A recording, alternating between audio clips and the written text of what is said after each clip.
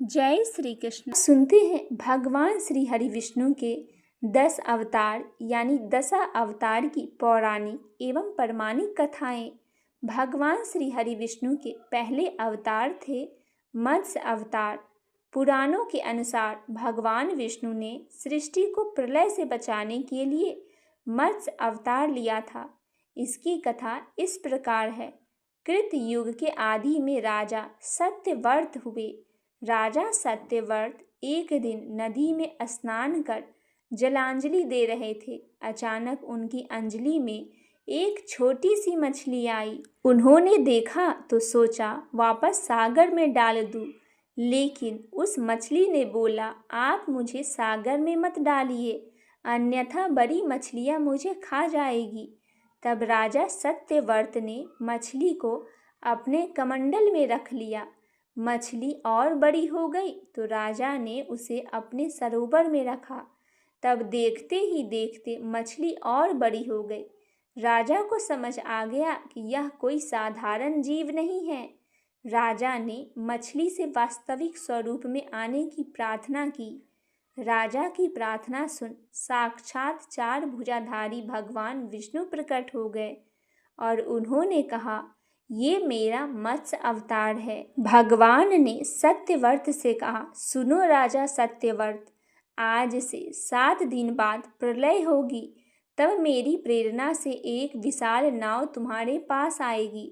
तुम सप्त ऋषियों, औषधियों, बीजों और प्राणियों के सूक्ष्म शरीर को लेकर उसमें बैठ जाना। जब तुम्हारी नाव डगमगाने लगेगी तब मैं मत्स्य के रूप में तुम्हारे पास आऊँगा। उस समय तुम वासुकी नाग के द्वारा उस नाव को मेरे सींग से बांध देना। उस समय प्रश्न पूछने पर मैं तुम्हें उत्तर दूंगा। तब राजा सत्यव्रत को तत्व ज्ञान का उपदेश दिया, जो मत्स्य पुराण नाम से प्रसिद्ध हुआ। भगवान का दूसरा अवतार कूर्म अवतार हुआ। धर्म ग्रंथों के अनुसार भगवान विष्णु ने कूर्म यानी कछुए का अवतार लेकर समुद्र मंथन में सहायता की थी। भगवान विष्णु के कूर्म अवतार को कच्छप अवतार भी कहते हैं। इसकी कथा इस प्रकार है। एक बार महर्षि दुर्वासा ने देवताओं के राजा इंद्र को श्राप देकर श्रीहीन कर दिया। इंद्र जब भगवान विष्णु के पास गए तो उन्होंने समुद्र मंथन करने के लिए कहा। तब इंद्र भगवान विष्णु के कहे अनुसार दैत्यों और देवताओं के साथ मिलकर समुद्र मंथन के लिए तैयार हो गए। समुद्र मंथन करने के लिए मंदराचल पर्वत को मंथानी एवं नागराज वासुकी को नेति बनाया गया।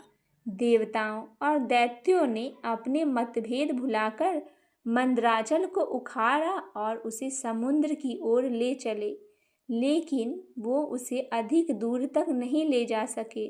तब भगवान विष्णु ने मंदराचल को समुद्र तट पर रख दिया। देवताओं और दैत्यों ने मंदराचल को समुद्र में डालकर नागराज वासुकी को नेति बनाया, किंतु मंदराचल के नीचे कोई आधार नहीं होने के कारण वह समुद्र में डूबने लगा।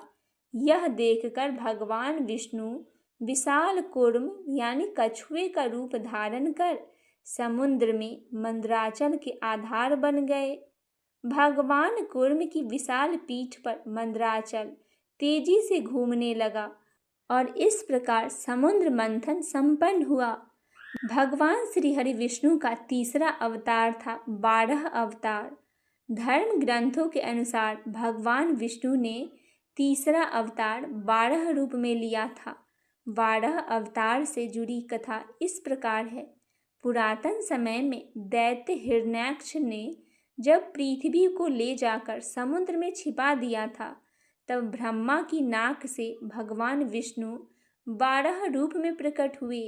भगवान विष्णु के इस रूप को देखकर सभी देवताओं और ऋषियों मुनि ने उनकी स्तुति की। सबके आग्रह पर भगवान 12 ने पृथ्वी को ढूंढना प्रारंभ किया। अपनी थूथनी की सहायता से उन्होंने पृथ्वी का पता लगा लिया और समुद्र के अंदर जाकर अपने दांतों पर रखकर वे पृथ्वी को बाहर ले आए। जब हिरण्याक्ष दैत्य ने यह देखा तो उसने भगवान विष्णु के 12 रूप को युद्ध के लिए ललकारा। दोनों में भीषण युद्ध हुआ। अंत में भगवान बारह ने हिरण्याक्ष का वध कर दिया। इसके बाद भगवान बारह ने अपने खुरों से जल को अस्तंभित कर उस पर पृथ्वी को स्थापित किया। भगवान श्री हरि विष्णु का चौथा अवतार था भगवान नरसिंह का। भगवान विष्णु ने नरसिंह अवतार लेकर दैत्यों के राजा हिरण्यकश्यप का वध किया था। इस अवतार की कथा इस प्रकार है। धर्म ग्रंथों के अनुसार दैत्यों के राजा हिरण्यकश्यप स्वयं को भगवान से भी अधिक बलवान मानता था। उसे मनुष्य, देवता, पक्षी, पशु न दिन में, न रात में, न धरती पर, न आकाश में, न अस्त्र से, न शस्त्र से, न मरने का वरदान प्राप्त हुआ था। उसके राज्य में जो भी भगवान विष्णु का पूजा करता था उसको दंड दिया जाता था। उसका पुत्र प्रहलाद भी बचपन से ही भगवान विष्णु का परम भक्त था। यह बात जब हिरण्यकश्यप को पता चला तो वह बहुत क्रोधित हुआ। प्रहलाद को समझाने का प्रयास किया, लेकिन फिर भी जब प्रहलाद नहीं माना तो हिरण्यकश्यप ने उसे मृत्यु दंड दे दिया। हर बार भगवान विष्णु के चमत्कार से वह बच गया। हिरण्यकश्यप की बहन होलिका, जिसे अग्नि से न जलने का वरदान प्राप्त हुआ था, वह प्रहलाद को लेकर धधकती हुई अग्नि में बैठ गई। तब भी भगवान विष्णु की कृपा से प्रहलाद बच गया और होलिका जल गई। जब हिरण्यकश्यप स्वयं को प्रहलाद को मारने ही वाला था, तब भगवान विष्णु नरसिंह का अवतार लेकर खंभे से प्रकट हुए और उन्होंने अपने नाखूनों से हिरण्यकश्यप का वध कर दिया। भगवान श्री हरि विष्णु का 5वां अवतार था वामन अवतार। सतयुग में प्रहलाद के पौत्र दैत्यराज बलि ने स्वर्ग लोक पर अधिकार कर लिया था। सभी देवता इस विपत्ति से बचने के लिए भगवान विष्णु के पास गए। तब भगवान विष्णु ने कहा, मैं स्वयं देव माता आदिति के गर्भ से उत्पन्न होकर तुम्हें स्वर्ग का राज दिलाऊंगा। कुछ समय पश्चात भगवान विष्णु ने वामन अवतार लिया। तब एक बार जब बलि महान यज्ञ कर रहा था, तब भगवान वामन बलि की यज्ञशाला में गए। राजा बलि से 3 पग धरती दान में मांगी। राजा बलि के गुरु शुक्राचार्य भगवान की लीला समझ गए और उन्होंने बलि को दान देने से मना कर दिया। लेकिन बलि ने फिर भी भगवान वामन को 3 पग धरती दान देने का संकल्प ले लिया। भगवान वामन ने विशाल रूप धारण कर एक पग में धरती और दूसरे पग में स्वर्ग लोक नाप लिया। तीसरा पग रखने के लिए कोई स्थान नहीं बचा, तो बलि ने भगवान वामन को अपने सिर पर पग रखने को कहा। बलि के सिर पर पग रखने से वह सूतल लोक पहुंच गया। बलि की दानवीरता को देखकर भगवान उसे सूतल लोक का स्वामी भी बना दिए। इस तरह भगवान वामन ने देवताओं की सहायता कर उन्हें पुनः स्वर्ग लौटा दिया। भगवान श्री हरि विष्णु का 6ठा अवतार था श्री राम अवतार। त्रेता युग में राक्षस राज रावण का बहुत आतंक था। उससे देवता भी डरते थे। उसके वध के लिए भगवान विष्णु ने राजा दशरथ के यहाँ माता कौशल्या के गर्भ से पुत्र रूप में जन्म लिए। इस अवतार में भगवान विष्णु ने अनेक राक्षसों का वध किया और मर्यादा का पालन करते हुए जीवन यापन किया। पिता के कहने पर वनवास गए। वनवास भोगते समय राक्षस राज रावण उनकी पत्नी सीता का हरण कर ले गया। सीता की खोज में भगवान लंका पहुँचे। भगवान श्री राम और रावण के बीच घोर युद्ध हुआ, जिसमें रावण मारा गया। इस प्रकार भगवान विष्णु ने राम अवतार लेकर देवताओं को भय मुक्त किया। भगवान श्री हरि विष्णु का 7वां अवतार था श्री कृष्ण अवतार। द्वापर युग में भगवान विष्णु ने श्री कृष्ण अवतार लेकर अधर्मियों का नाश किया। भगवान श्री कृष्ण का जन्म कारागार में हुआ था। इनके पिता का नाम वासुदेव और माता का नाम देवकी था। भगवान श्री कृष्ण ने इस अवतार में अनेक चमत्कार किए और दुष्टों का सर्वनाश किया। कंस का वध भी भगवान श्री कृष्ण ने ही किया था। महाभारत के युद्ध में अर्जुन ने सारथी बने और दुनिया को गीता का ज्ञान दिया। धर्मराज युधिष्ठिर को राजा बनाकर धर्म की स्थापना की। भगवान विष्णु का ये अवतार सभी अवतारों में सबसे श्रेष्ठ माना जाता है। भगवान श्री हरि विष्णु का 8वां अवतार था परशुराम अवतार। धर्म ग्रंथों के अनुसार परशुराम भगवान विष्णु के प्रमुख अवतारों में से एक थे। भगवान परशुराम के जन्म के संबंध में 2 कथाएं प्रचलित है। हरिवंश पुराण के अनुसार उन्हीं में से एक कथा इस प्रकार है।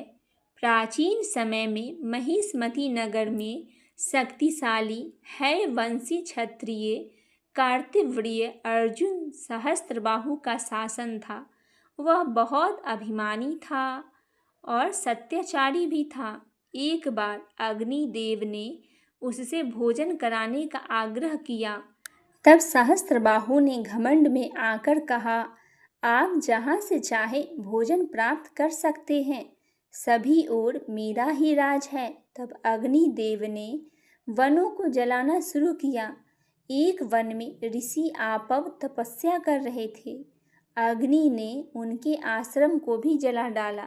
इससे क्रोधित होकर ऋषि ने सहस्त्रबाहु को श्राप दिया कि भगवान विष्णु परशुराम के रूप में जन्म लेंगे और न सिर्फ सहस्त्रबाहु का ही बल्कि समस्त क्षत्रिय का सर्वनाश करेंगे। इस प्रकार भगवान विष्णु ने भार्गव कुल में महर्षि जमदग्नि के 5वें पुत्र के रूप में जन्म लिए। भगवान श्री हरि विष्णु का 9वां अवतार बुद्ध अवतार। धर्म ग्रंथों के अनुसार बौद्ध धर्म के प्रवर्तक गौतम बुद्ध भी भगवान विष्णु के ही अवतार थे, परंतु पुराणों में वर्णित भगवान बुद्ध देव का जन्म गया के समीप किकट में बताया गया है। उनका पिता का नाम अजन बताया गया है। यह प्रसंग पुराणों में वर्णित बुद्ध अवतार का ही है। एक समय दैत्यों की शक्ति बहुत बढ़ गई। देवता भी उनके भय से भागने लगे। राज्य की कामना से दैत्यों ने देवराज इंद्र से पूछा कि हमारा साम्राज्य स्थिर रहे, इसका उपाय बतलाइए। तब इंद्र ने शुद्ध भाव से बताया, सुस्थिर शासन के लिए यज्ञ एवं वेद वहित आचरण आवश्यक है। तब दैत्य वैदिक आचरण एवं महायज्ञ करने लगे, जिससे उनकी शक्ति और बढ़ने लगी। तब सभी देवता भगवान विष्णु के पास गए। तब भगवान विष्णु ने देवताओं के हित के लिए बुद्ध का रूप धारण किया। उनके हाथ में मार्जनी थी और वे मार्ग को बहारते हुए चलते थे। इस प्रकार भगवान बुद्ध दैत्यों के पास पहुँचे और उन्हें उपदेश दिया, यज्ञ करना पाप है, यज्ञ से जीव हिंसा होती है, यज्ञ की अग्नि से कितने ही प्राणी भस्म हो जाते हैं। भगवान बुद्ध के उपदेश से दैत्य प्रभावित हुए। उन्होंने यज्ञ और वैदिक आचरण करना छोड़ दिया। इसके कारण उनकी शक्ति कम हो गई और देवताओं ने उन पर हमला कर अपना राज्य पुनः प्राप्त कर लिए। भगवान श्री हरि विष्णु का 10वां अवतार होगा कल्कि अवतार। धर्म ग्रंथों के अनुसार भगवान विष्णु कलयुग में कल्कि रूप में अवतार लेंगे। कल्कि अवतार कलयुग और सतयुग में संधि काल में होगा। यह अवतार 64 कलाओं से युक्त होगा। पुराणों के अनुसार उत्तर प्रदेश के मुरादाबाद जिले के संभल नामक स्थान पर विष्णु यश नामक तपस्वी ब्राह्मण के घर भगवान कल्कि पुत्र के रूप में जन्म लेंगे। कल्कि देवदत्त नामक घोड़े पर सवार होकर संसार से पापियों का विनाश करेंगे और धर्म की पुनः स्थापना करेंगे। तभी सतयुग का प्रारंभ होगा। बोलिए भगवान श्री हरि विष्णु की जय हो। भगवान लक्ष्मी नारायण की जय हो।